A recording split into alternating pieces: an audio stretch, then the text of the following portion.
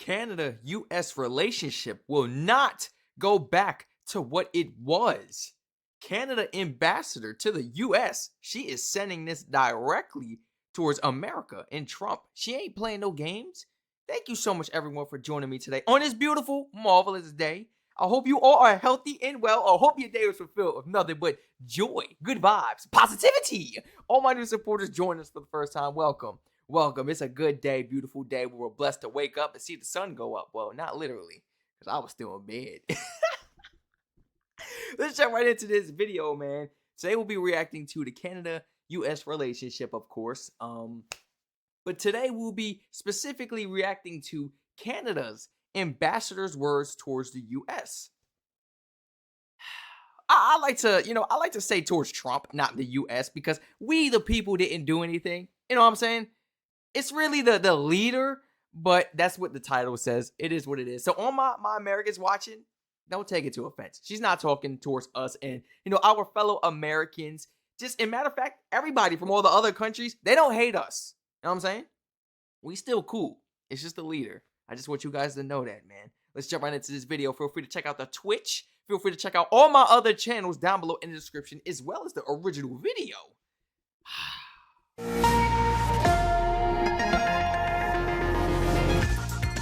Tariffs, tension, and tough talk. It's one of the most volatile times in the relationship between Canada and the United States, and one of the most crucial. I'm Jackson Prosco in Washington. The West Block starts right now. We sit down with Kirsten Hillman just before Canada's longtime ambassador in the U.S. packs up and returns north. And it's finished in Canada. The Prime Minister says internal reviews of the North American trade agreement have wrapped up. Now Ottawa is bracing for talks with Washington as rhetoric coming out of the White House escalates. I would not pick a fight going into USMCA to score some cheap political points. We speak with a Canadian here in Washington who testified at a special trade hearing.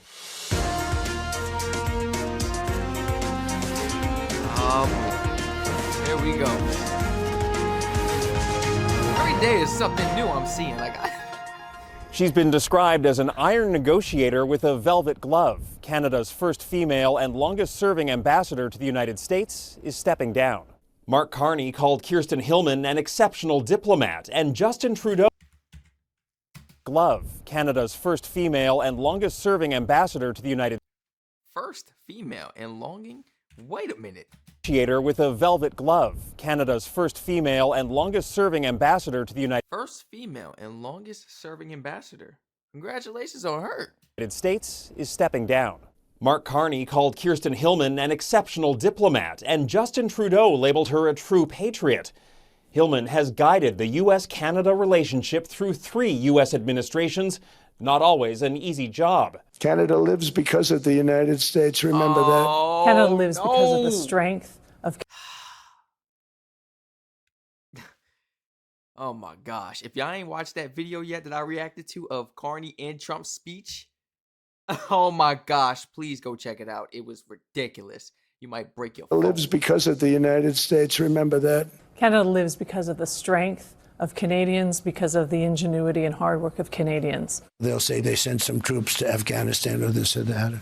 And they did. They stayed a little off the front lines. I think what's most important is that we know what our Canadians have done. Now, after 30 years of working for the Canadian government... I mean, let's keep it 100. Trump don't really appreciate anybody's troops. He just likes to shine the light on our troops. Let's keep it a buck. Same situation with Australia. Sent the troops out there to Afghanistan. Although Australia ain't part of NATO. They don't have a deal, a military deal. They don't have a deal with them. They're not really connected in that type of way with NATO. They came out and still helped. I can't remember the exact number. Was it 47 troops? Please correct me in the comments if I'm wrong. I'm not going to get that wrong, because we're not going to sit here and talk about 47 and then find out it was 48 troops that day. We're not doing that. We're not doing that. I'm going to look it up. We're not doing that. How many troops died when they were sent from Australia to Afghanistan to help the U.S.? Help the U.S. like always, because we could never, ever fend ourselves. All this money and equipment, don't know what to do with it. 41 to 47. Call facts right here, guys. Why it's not 41 to 47? Okay, so yes, 47. I had to make sure I was correct because it is that serious. He didn't shine the light on the 47 troops. Rather, he disregarded their efforts and the fact that they even lost their life. Yeah, so yes, he's going to disrespect Canada's troops. Yes, he is. Oh my gosh. What our Canadians I'm have so done. sorry to all the Now, after families, too. 30 years of working for the Canadian government, Kirsten Hillman is returning to her roots. The diplomat is retiring, heading back north to spend some time in Alberta, where she grew up. Ambassador Hillman, thank you so much for your time. You've had the privilege of being in Washington for more than 8 years, including the last 6 as ambassador. What's your honest take of how things have changed between the first Trump term and the current Trump term? Yeah, they've definitely changed. I think everybody sees that. I think there is a level of unpredictability that people see. It was in the first term, and I think it's greater now. But I think more importantly, there are some foundational aspects of our relationship with the United States and the U.S.'s relationship with the world that are being questioned now in ways that they weren't in the first term. Yep. I was talking to a colleague of mine recently. We used to use here in the embassy a big poster that we have that shows a hamburger. And this hamburger was designed to tell a very positive story about Canada-US collaboration. So this hamburger was made from wheat grown in Manitoba and beef grown in Texas and tomatoes grown in Ontario and, et cetera. And we said, this is the strength of our relationship, is that we build things together, we keep our people fed together, we have these very efficient supply chains together. Right. And that was always a huge selling point. That was always something very, very positive down here. But now we see more and more, not everywhere, but we see more and more a sense of, no, that kind of integration, that's not what the US is looking for. They're really looking for America first and America for America and to do things more on their own. Do you think the Canada-US relationship can recover? I know Canadians sitting at home are so concerned about what's going on in this country. You must hear that all the time. I think the Canada-US relationship has changed and will not go back to what it was, at least for a very long time, if ever. I think people talk. A lot of people said if he leave office, then maybe they'll reconsider. But a lot of people said you got to look at who's next in office. Who's going to take his position? They're just like him. I'm hearing a lot of people say the next people after him are just like him, even worse.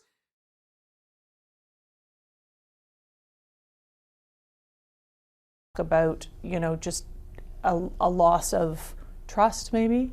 And that's a hard thing to build back. Again, this country is vast and diverse. And there are millions of Canadians and Americans who do things together every day, business, relationships, education. We have, we study together, we do all sorts of research together. There's all sorts of things. Our armed forces work together, our security services, our policing services. So there's tons of things that we do together every day, all day, and we will continue to do that. But I think Canadians are approaching the relationship as a whole in a little more clear-eyed and perhaps a little bit more wary.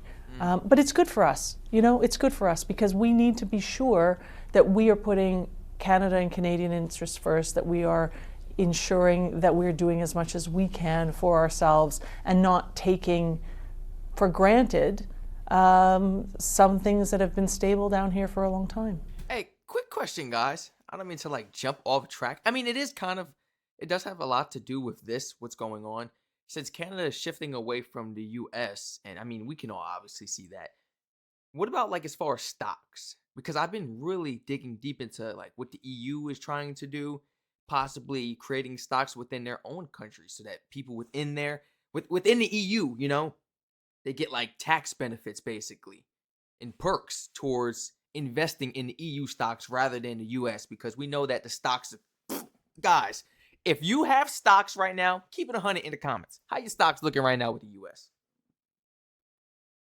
So I really was interested to see could Americans jump on the EU stocks if possible? But more so, what are Canadians going to do? What is Canada going to do? Is Canada going to continue to invest stocks, Canadians continue to invest within the U.S. stocks or no? Would you guys become shareholders within your own country? Like, this is more opportunity for Canada to grow, but increase for longevity rather than, like she says, being unpredictable with the U.S. because the U.S. is very unpredictable. And we're playing with money here now. We don't do that as shareholders. We don't screw over our business partners. And it seems that something is so easy as could screw over opportunities, businesses, this, that, all from just running the mouth, let alone the actions. So yeah, let me know, please. Is that like in the talks or no? Am I kind of jumping ahead, thinking of something that I didn't even think of yet? Or is that a thing? Or is it actually a thing? Canadians could just invest and become shareholders within their own country rather than relying on the U.S. stocks and everything. And I know a lot of people probably like, you American, why are you suggesting this? Because I'm going to keep it 100. I'm going to keep it 100 no matter what. It's not like they got all good. You know, they all in for us. Like they doing good by us. Like I see all these other countries, the government truly cares. They not for theyself. Man, we for self out here in America. It's crazy. Even with the government, we for self. You got to get how you live, baby. Y'all say nothing but the truth. Where's that sort of line? Because you talk about, in one sense, this sort of being a prodding for Canada to do better, and the Prime Minister certainly has talked about expanding trade relationships beyond the United States. But on the other hand, you've got the Treasury Secretary and the State Department sort of entertaining Alberta separatists at the same time and getting involved in domestic Canadian politics. And so where's the line between genuine concern and this sort of wake-up call to do better as Canadians? Well, I think we do both. I think that Canadians should be, I was saying how, there's a real focus here in the United States on America doing things for Americans.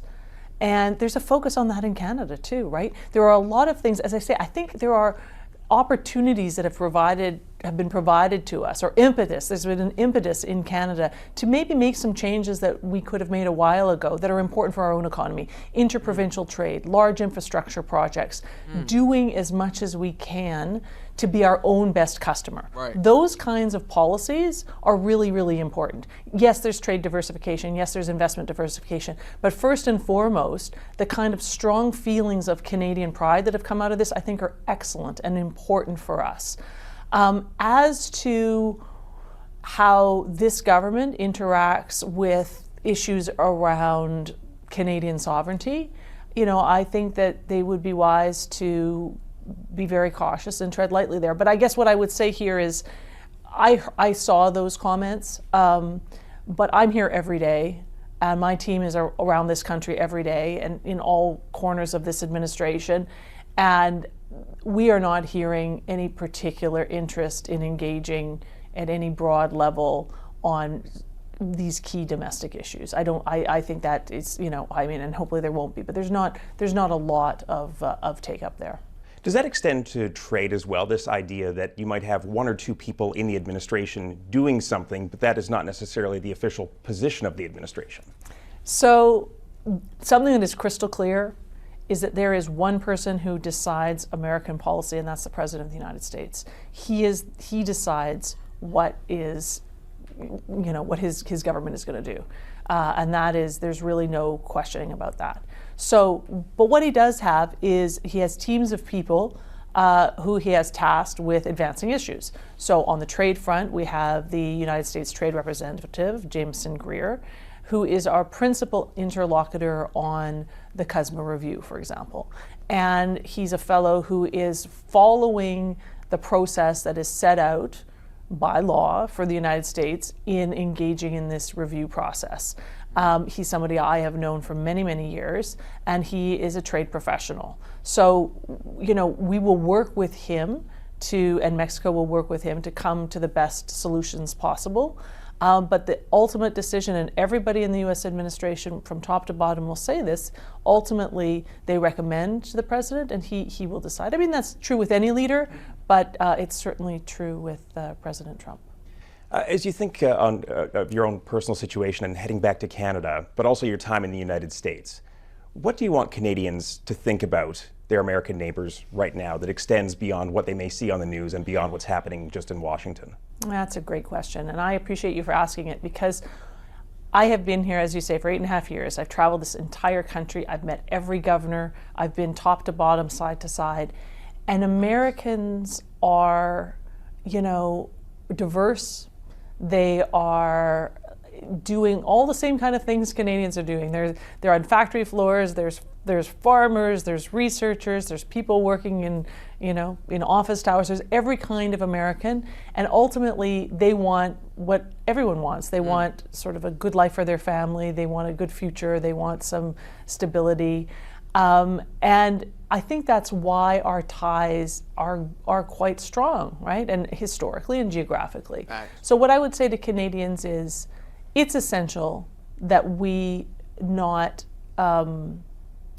lose sight of the fact that this relationship has changed and will, I think, as I said, be changed for a long time. But that doesn't mean that there aren't a lot of good things that we can do in the United States with our American friends, and that there aren't a lot of Americans who are deeply committed to the Canada-US relationship. And I will sort of give as an example this. We have had more high-level visits to Canada from senators, from CEOs, from governors in the last 8 months than I think we have had in my entire tenure. So there is a huge contingent of Americans who want to come to Canada to say, we appreciate you, we appreciate this relationship, we want to make sure it stays strong. So I think we need to have both things, a little bit of open-eyed understanding of how to best take care of ourselves, but also... Keep it 100. I don't know, she gave me butterflies aside when she just said that. I don't know why. I don't know why. But like, if we're speaking in terms of like relationships with countries, that really just made me feel good. On the inside, knowing like, despite what's going on, we aren't judged individually unless we are met individually. You know what I'm saying? You're not gonna judge us based off of what you see on the news and what our president says. No. But it really made me feel nice inside, knowing like, yo, if my country don't got me, Canada got me. I could say that for multiple other countries. If my country don't got me, Australia got me. My country don't got me, UK got me. My country don't got me, Germany got me. I love y'all, bro. I love y'all so much. We keep it 100. I love y'all. I love y'all so much. I know y'all be subscribing to my other channels and you from different countries and stuff. I know not everybody watching this video is Canadian. That's why I went through the list. I love y'all. Oh, wait a minute. My country don't got me, Norway got me. wait. If my country don't got me, Denmark got me. You see what I'm saying? Okay, do I gotta keep going? I got multiple channels in the making, guys, and I just dropped one for y'all. I just gave y'all like, ooh. Y'all ain't even, I don't even know about that channel yet. I didn't even make that channel yet. I'm over here dropping hits. I love y'all so much. Open-eyed understanding of how to best take care of ourselves, but also realize that this is a big and diverse place. Yeah, and we've seen you out state to state building those relationships. Hopefully they endure past whatever political chaos is happening in Washington. With that in mind, do you have any advice for your successor, Mark Wiseman, as he takes the job? Well, I think it's exactly that. I think he needs to be building relationships here in Washington for sure, very important. But not just with the administration, with the Hill, with there's a lot of people of influence in this city that are not, let's just say, in front of the camera. They're behind the scenes, really building those networks, very important. And then getting out of Washington, because America is a lot more than Washington, D.C., and understanding that can be extremely helpful. And those people across this country, they do have an influence on federal policy, and they are people we can turn to help us advance projects, solve problems, and just... Facts. The U.S. has a lot of great, smart people as well, guys, We don't ever try to bash or dim the light on the amazing people out here in the U.S. because we have some great, fabulous, should I say scientists? Inventors? Yes. Should I keep going? We have some amazing... We got... What would we do without some of the people in the U.S., I look at a lot of videos towards like the inventions and the accomplishments of other countries and how that really took a toll on the whole world, globally, and how it affects us today and how we use this and how it helps us with this and how we have this and this to treat this. You know what I'm saying? But I never really thought about it to dig deep into the US. Until recently. I don't want you guys, my Americans, be like, what? Until recently, a few months back, I actually watched a couple videos and did some research. And the US has so much to offer as far as like talent, smart, logical people. Seriously, man. Don't let all this politics stuff shift us away from those type of people doing good in the world still. Because we still have excellent people in this world. And it just sucks. It just really sucks. Seriously. I mean, you go to a country and you even say you're American, it's like, oh, screw you. So yes, we do have that strict stereotype, some people, but I feel like the US is really like, we are known for a lot of good things. We have amazing, advanced amazing projects, solve no problems, to bash the people. and just keep some level of continuity.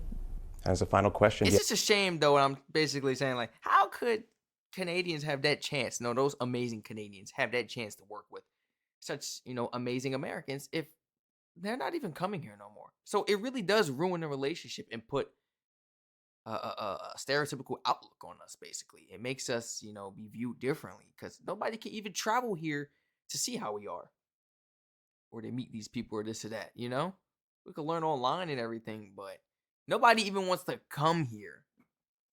And Americans do have that arrogant, cocky attitude. Not all of them though. So that's another turn off. So it was like there was reasons before towards the people as of like, and this is before people were upset with the leader. When we had Obama in office, nobody was complaining. But people still had that stereotypical outlook on not Canadians, Americans. Like, oh, they're ignorant, rude, Now it's even worse. You done doubled onto it now. And now look at, our leader, the politics, the stuff that's going on, the threats. It just all kind of adds up together and it makes things worse. It's just ridiculous. You have a fondest memory of your time here? Oh gosh. I have so many fond memories. We have so many friends and so many wonderful people that we've met. I have to say traveling the country, hiking in Arizona, and in West Virginia. I like to hike. Just meeting people I've been to a couple of farms on my family. One side of my family is a farming family. I've loved that. I love getting that's out. Richness right there. You got a farm? I'm no country boy, but I have a farm. I'm no country boy, but I will have a farm. I would have a farm. I don't care if, hey, if I have to, I'll hire a farmer. Some. Pay him well. Benefits, everything. Healthcare, it all. Yeah. That's richness. A farm? Imagine you got nothing but land, nothing but acres, and you have a farm. I don't have to spend my money in the US on the goods. I got my own stuff and it's natural. No chemicals, no additives, no colors, nothing. Food coloring, dyes, sugars, all type of chemicals and stuff we don't know. One side of my family is a farming family. I've loved that. Nice. I love getting out and meeting Americans all over the country. I've really appreciated that. I have found nothing but kindness. And welcoming arms in all of these interactions, even if we didn't totally agree on everything. Thank you. Well, there you guys have it. Canada-US relationship will not go back to what it was. Canada's ambassador to the US. Did she say hey, I'm done working because of all this stuff going on. This is too much for me to handle and I don't want to feel like I'm siding? Is that why she stepped down? Because of her personal values? Come on now. What she truly believes in, everybody has that right. Guys, please feel free to share your honest thoughts and opinions down below in the comment section. Feel free to include, onto this amazing topic we actually reacted to today. Feel free to educate me and answer any of my questions if I had any questions, guys. I know I'll be having a lot of questions. Please forgive me. I didn't mean to go on a rant about that US, Americans are amazing, this and that, but she really did prove a point with that. Don't let the propaganda and just, oh my gosh, all the politics blind you from the good in America, you know? It kind of takes the light away from all the good that America has done, all the accomplishments, and how we still work together, how these amazing, talented, smart people work together still in today's time. Because what's being fulfilled, you know, what's being put on the news, what you see on TV, what you see online. You can't run away from it. You can't escape it. So I feel like, you know, especially on my Americans, let's try to focus more on the good our country has done in our relationship with Canada.